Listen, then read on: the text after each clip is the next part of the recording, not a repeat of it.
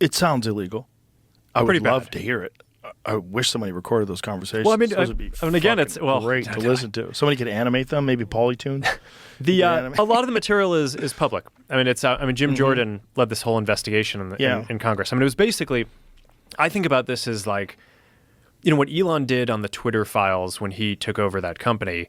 I think Jim Jordan basically did that for the rest of the industry with the congressional investigation that he did. And we just turned over like all of the documents and everything that we had to them, and they basically put together this report. And the people that actually did call for censorship, what was the response to all this?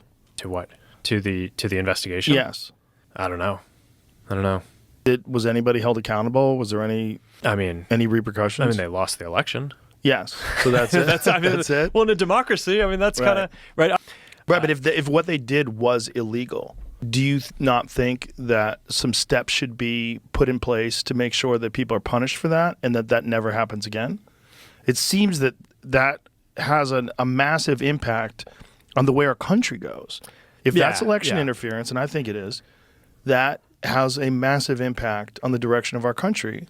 Yeah, well, the COVID thing I don't think was election interference as much as it was just like government meddling where it shouldn't have. But yeah, no, I mean, I'm talking about the Hunter Biden laptop tougher for me story. to say, like what specific retribution or justice should happen to anyone who is involved in these things. But I think your point about let's make sure this doesn't happen again is the one that I'm more focused on. Right? Because then it's the thing that I reflect on my journey on all this, which is like, okay, yeah, so we didn't take down the stuff that was true, but we did generally defer to the government on some of these policies that in retrospect I probably wouldn't, knowing what I know now. And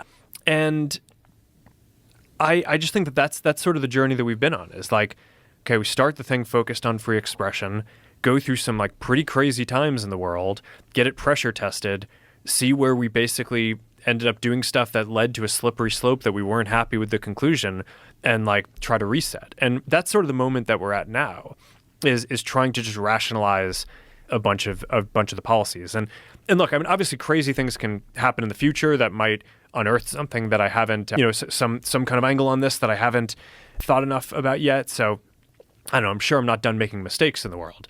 But I think at this point, we have a much more thorough understanding of what the space is.